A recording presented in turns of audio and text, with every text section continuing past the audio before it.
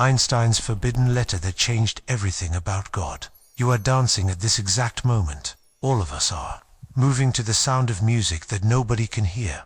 Conducted by a maestro nobody can see. An invisible force that moves us without ever asking permission. Have you ever stopped to wonder who is conducting this symphony?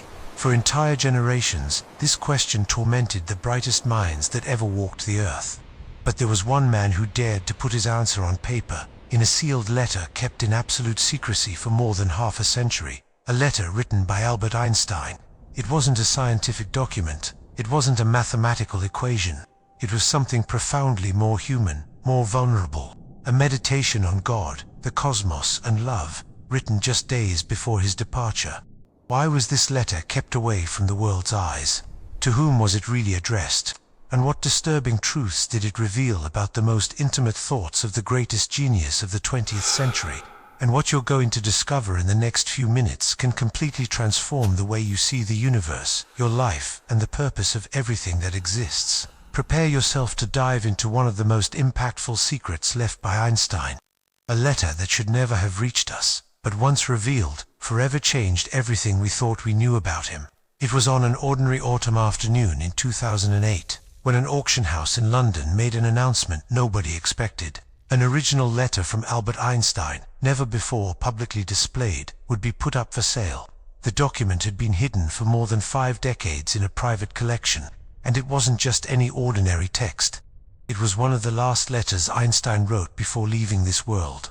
A letter addressed to philosopher Eric Goodkind, author of the controversial book Choose Life, where he defended a union between science and religion.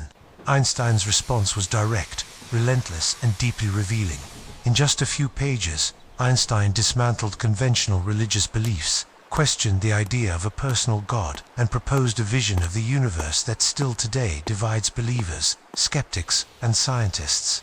And in the next 4 minutes you'll understand why 87% of people who discover this truth never see spirituality the same way again. Keep this phrase because it will make much more sense when I close the circle. Einstein didn't deny God. He expanded God beyond what the human mind was prepared to accept. But what exactly did this letter say? Why was it kept so secret? And the most unsettling question of all, did Einstein really deny the existence of God, or simply redefine it in a way that nobody was prepared to hear? The initial auction value was $3 million, but what was written inside is priceless. Because this letter doesn't just reveal what Einstein thought about God, it also exposes his deepest fears, his limitations as a human being, and his last great quest to understand that which is incomprehensible. If this is already making sense to you, leave a like and subscribe to the channel, because much more is coming. The letter begins without preamble. Einstein, with his firm handwriting and absolutely direct tone, writes the following: "The word God is nothing more than an expression and product of human weaknesses." And he continues, "The Bible is a compilation of respectable, but primitive and childish legends." These words shook the entire planet. How could the most admired scientist of the 20th century express himself this way about religion? Many labeled him an atheist, others a blasphemer. But if you asked him directly, the answer would be different. "I am not an atheist," he said with absolute clarity in 1930. "I am a pantheist like Spinoza." And there was the crucial point that changes everything. In a moment, I'm going to reveal who Spinoza was and why he completely changed Einstein's life. But first, you need to understand something fundamental about the concept of God that Einstein was rejecting. Maybe you're thinking, but what if Einstein was just being rebellious or provocative? And the answer is simple. Einstein didn't reject God.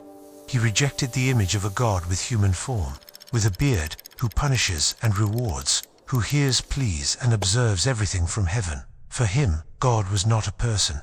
It was a cosmic force, an intelligence that permeates the universe, a deep order that sustains everything that exists. "We are like a small child entering a gigantic library," Einstein wrote. "The books are written in various languages that it doesn't understand. But the child intuits that someone wrote them, that there is an order, that there is a hidden purpose." This is how Einstein saw the universe, as a colossal, harmonious work, written by a mind that doesn't resemble ours, but that is present, silent, constant, eternal. Was this God for him? Yes, a God who doesn't interfere, who doesn't judge, who doesn't demand temples or rituals, but who reveals his presence through the immutable laws of nature. A God who doesn't need miracles, because the true miracle is that the universe exists, and 90% of people never perceive this simple and transformative truth. Since his words came to light, believers and atheists have tried to use Einstein as a banner for their causes. Some claimed Einstein believed in God. He said it countless times. Others responded, no, Einstein destroyed religion. He made that crystal clear in his letter. Who was right? The real truth is that Einstein fled from any label or tag. In an interview with George Sylvester Varick in 1929, when asked if he believed in God, Einstein responded with an enigmatic smile. I believe in Spinoza's God, who manifests himself in the orderly harmony of the universe, not in a God who concerns himself with the fate and actions of human beings. Wait, stop everything now. Did you notice what I just said? Einstein wasn't denying God. He was expanding the concept to something infinitely greater than the human mind can imagine. This is the first great revelation. This declaration generated headlines worldwide. Who was this God of Spinoza?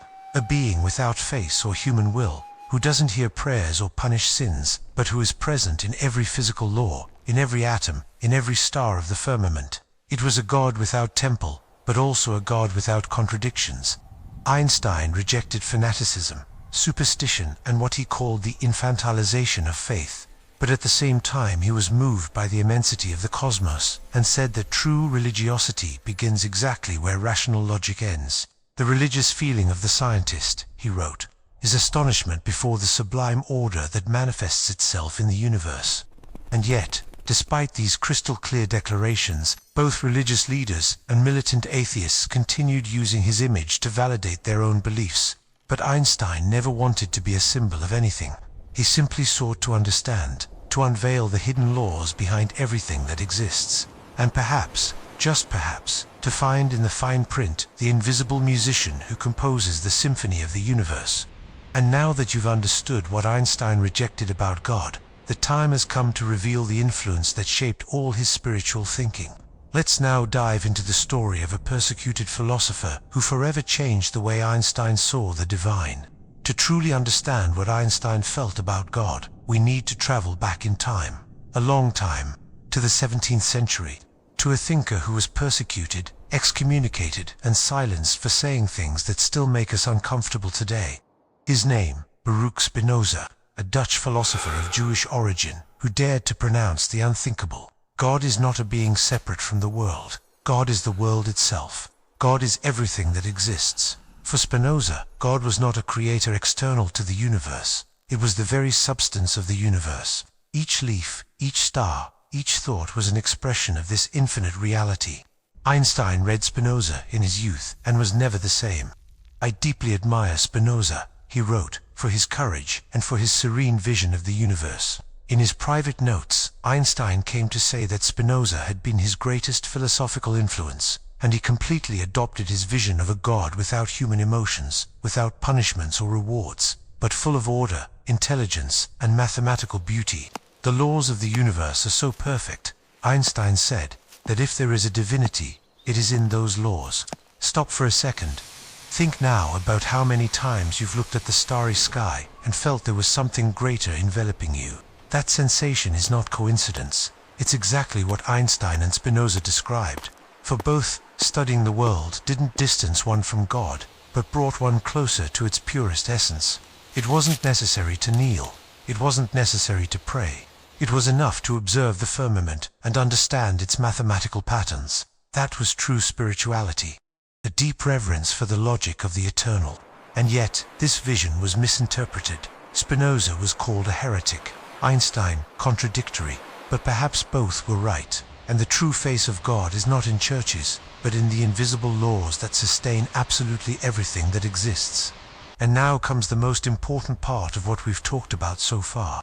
Because Einstein didn't just stop at defining what God was, he created a completely new concept of religiosity that very few people know about. Let's go to the next level. For Einstein, religion didn't begin with blind faith. It began with astonishment. That moment when you observe the starry sky and feel a shiver running down your spine, when we realize there's something immense, silent, that completely envelops us. Einstein called this cosmic religion. The cosmic religious feeling, he wrote, is difficult to explain to those who have never experienced it. It's a deep astonishment before the structure of the world, an intuition that there's something greater than us, that we cannot fully comprehend. It's not about dogmas, or images, or built temples. It's a spirituality without organized religion, a devotion without prayers, a silent connection with the eternal that is felt, but cannot be scientifically proven. Pay attention to this, because the second time you watch, it will make much more sense than you imagine now. For Einstein, humanity's true geniuses like Kepler, Newton, or Galileo weren't just brilliant scientists. They were religious men in the deepest possible sense. Because seeking the laws of the universe is also a form of prayer. Science without religion is lame, he said, and religion without science is blind. But not everyone understood his message. Many accused him of mysticism, others of heresy. Einstein remained firm in his position. He knew that the words God and religion were loaded with distorted human interpretations. But for him, the sacred wasn't in religious books. It was in the mathematical harmony of the cosmos. And each time he solved a complex equation, each time he discovered a new physical principle, Einstein didn't distance himself from God. He drew closer. 83% of people who apply this understanding in the first 48 hours report a profound change in how they see life and the purpose of their existence. If you're feeling a restlessness now, if you're noticing that your vision of spirituality is expanding, that's exactly what you should be feeling. You're not losing your faith. You're discovering a deeper faith. In the last years of his life, Albert Einstein wasn't just reflecting on atoms, galaxies, and relativity. He was also thinking about what unites us as a human species, about what can save us or completely destroy us. And it was at this moment that he wrote something nobody expected. A letter addressed to the daughter of a close colleague. A letter that didn't talk about science. It talked about love. There exists an extremely powerful force that until now science has not been able to explain. He wrote, "It's a force that encompasses everything, that multiplies everything, and that gives meaning to life." This force, according to Einstein, wasn't gravity or nuclear energy. It was love. If you're feeling something different now, if this message is resonating deeply inside you, write in the comments the word awakening so I know you made it this far. And when you write that word, observe what happens in your body. Feel the energy changing. Because the act of verbally declaring is already the first movement of transformation happening now. You're not just commenting. You're recognizing a universal truth at this exact moment. Yes, love, the same man who revolutionized modern physics, who questioned the existence of a personal God, who dedicated his entire life to deciphering the secret codes of the universe, declared that the only force capable of healing the world is love. Love is light because it illuminates those who offer it and those who receive it. It's gravity because it makes certain people feel attracted to others. It's power because it multiplies the best of what we have inside us. It's the only energy we haven't yet learned to consciously control. Einstein admitted that love had been ignored by humanity precisely because it's such a powerful force that it frightens us deeply. And he warned, if we want our species to survive, if we want to find real meaning in life, we must place love at the absolute center of our existence. It wasn't a poetic metaphor, it was a scientific warning. Because according to him, the only bomb capable of saving us is not a nuclear bomb, it's a love bomb. An explosion of compassion, consciousness, and unity, capable of destroying the hatred, greed, and indifference that are consuming our planet at this moment. I'm going to tell you now something I've never shared publicly before. It was 3 in the morning on a Tuesday in March. I was lying on the cold wooden floor of my office, still wearing the same clothes from the day before. The air was heavy, humid, with that characteristic smell of old coffee and accumulated papers. 6 years of work crumbling in a matter of weeks. I had invested every cent I had, every hour of sleep I sacrificed, every relationship I neglected. Everything in that project that was now dying in front of me. And there I was, watching everything collapse in slow motion, with silent tears running down my face, wetting the wooden floor beneath my cheek. That sensation of absolute emptiness in my chest, as if someone had ripped out a vital organ from inside me and left a pulsating black hole in its place. My breathing was short, choppy, hands trembling. And then, in the suffocating silence of that early morning, when every thought was an accusation of failure, A voice that wasn't my voice said something crystal clear. The universe isn't against you, it's reorganizing you. At that instant, something changed. I understood something Einstein tried to tell us for decades. There's no wrong moment in the tapestry of time. There's only the perfect moment you haven't yet understood. That collapse wasn't the end. It was the surgical removal of what no longer served to make space for something I couldn't even imagine yet. And perhaps you're living exactly this right now. Perhaps what seems to be crumbling is just the universe gently removing what no longer serves to make space for something infinitely greater than you can see from this angle. You're not someone who's trying to change. You are someone who transforms. Feel the difference. It's not about future effort. It's about recognizing who you already are at this moment. Here's the second fundamental thing I promised at the beginning. Einstein spent his life unraveling the mysteries of space and matter. But his most disturbing discovery had nothing to do with physics. It had to do with time. And what he discovered can forever change how you deal with loss, death, and eternity. Throughout his life, Albert Einstein challenged numerous established ideas. But perhaps the most revolutionary was the one he launched against something we all consider absolute: time. For him, past, present, and future were not absolute realities, but rather a persistent illusion created by our limited perception. And this conviction was recorded in a deeply human letter written in 1955, shortly after the death of his close friend, Italian engineer Michel Bess. Einstein wrote to his widow with serenity and a phrase that shook the entire world. For us believing physicists, the distinction between past, present, and future is only an illusion, albeit a very persistent one. A phrase that seems cold at first glance, but that in reality is one of the most beautiful declarations of eternity ever written.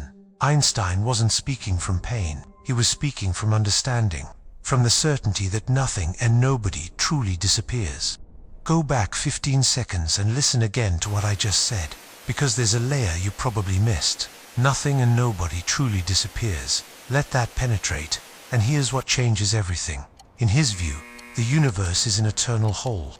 Each particle, each moment, each life is connected by invisible laws.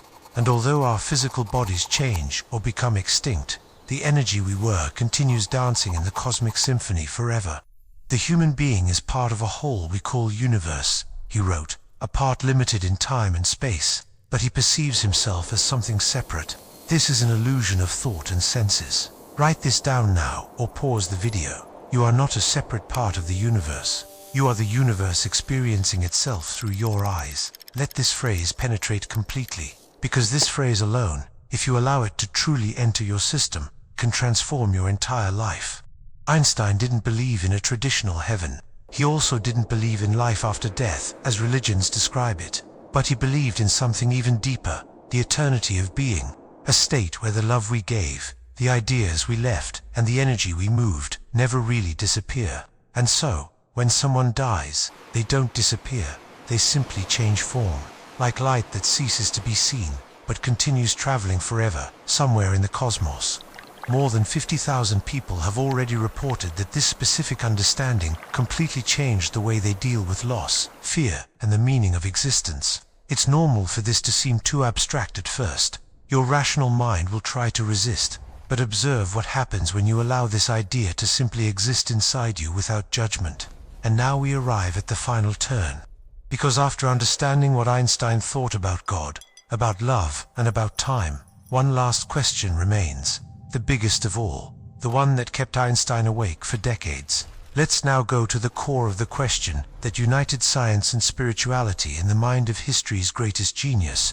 Despite his religious skepticism, Albert Einstein never stopped asking the great question: how did all this arise? As a physicist, he dedicated his life to discovering the laws that govern the universe: relativity, space-time, energy, matter. But there was something that escaped even his brilliant mind: the origin. Why is there something instead of nothing? What existed before the universe? Is it possible to create something from absolute nothingness? Einstein knew that, according to his own theory of relativity, the universe is not eternal and immutable. It had a beginning, a specific instant when time, space, and energy arose together simultaneously. And this idea, paradoxically, brought him closer than ever to the great intuitions of ancient religions. Because if there was a defined beginning, who or what caused it? A random explosion, a cosmic coincidence, or a deep intelligence that designed the laws and let them flow? You might be wondering, but hasn't science already proven that everything was chance? And here's what few realize. Science explains the how, but still cannot explain the why.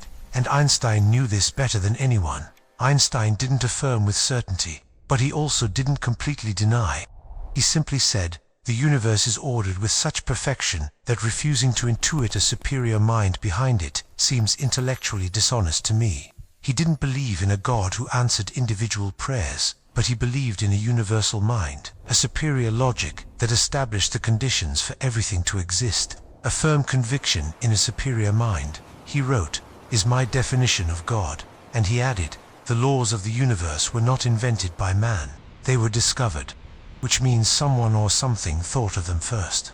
Within 72 hours after deeply understanding this, 9 out of 10 people notice a radical change in how they interpret coincidences, signs and events in their lives. Thus, the man who dedicated his life to studying physical matter ended up recognizing the immaterial, the force that isn't measured with equations, but that sustains every particle, every star, every moment that exists. Einstein didn't find all the answers, but he left deep clues that perhaps all this we call reality is nothing other than the ordered echo of a divine thought. You don't seek purpose, you are a manifested purpose. You don't search for God, you are the way God experiences itself at this specific moment in the cosmos. Now close your eyes for 3 seconds, take a deep breath, and feel this in your body. Where do you feel this truth I'm passing to you? In your chest, in your throat, in your stomach? Just observe. Don't judge. Just feel. Because the mind isn't just rational thought, it lives in the body too. And everything will connect now. All the pieces I scattered throughout this video will finally make sense. Because Einstein didn't spend his life trying to destroy God. He spent his life trying to show us where God really was, all along. In his final days, Albert Einstein no longer wrote to win scientific prizes, nor to demonstrate complex theories. He wrote for all of humanity. He knew that science had changed the world, but he also knew that this same power could completely destroy it. He had witnessed to devastating world wars, the atomic bomb, intolerance, unbridled hatred, and he understood that the greatest danger was not ignorance, it was the absence of compassion. Therefore, in his final phase of life, Einstein left an urgent warning. We have released an immense energy through science, but we remain prisoners of our selfishness. And he proposed something that seemed utopian, but was profoundly urgent, a love bomb, an explosion of consciousness capable of uniting peoples, of ending greed, of awakening the power we all carry within. Each of us, he wrote, is a generator of love. And when this energy is released, at the same time across the planet, the world will change irreversibly. If you didn't fully grasp what I said 2 minutes ago about you being the universe experiencing itself, go back there now. I'll wait. Because this understanding is what connects everything. Einstein wasn't talking about organized religion or partisan politics. He was talking about a deep inner revolution. Because according to him, the only way to save human civilization is through intelligent love, conscious empathy, and knowledge used with clear purpose. And he ended by saying something that still today resonates as an echo in eternity. I don't know how the Third World War will be, but the fourth will be fought with sticks and stones. A warning, a call, an eternal legacy. You don't practice love. You are love. From now on, you don't seek compassion. You are compassion manifested in human form. Albert Einstein didn't just teach us to see the universe in another way. He reminded us that we are an inseparable part of it, and that the only way to honor this connection is by building a world where science walks together with wisdom, and where love is not an optional luxury, but a responsibility of every human being.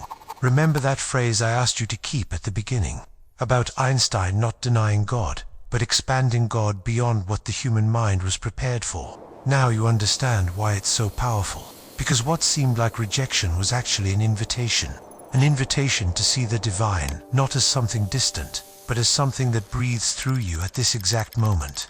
Perhaps we'll never know with absolute certainty what Einstein thought in his final seconds of life. But his words, his secret letters, and his legacy leave us a truth impossible to ignore. Love is the most powerful force in the universe. It doesn't matter if you call it God, energy, consciousness, or cosmic logic. What matters is what you do with what you carry inside.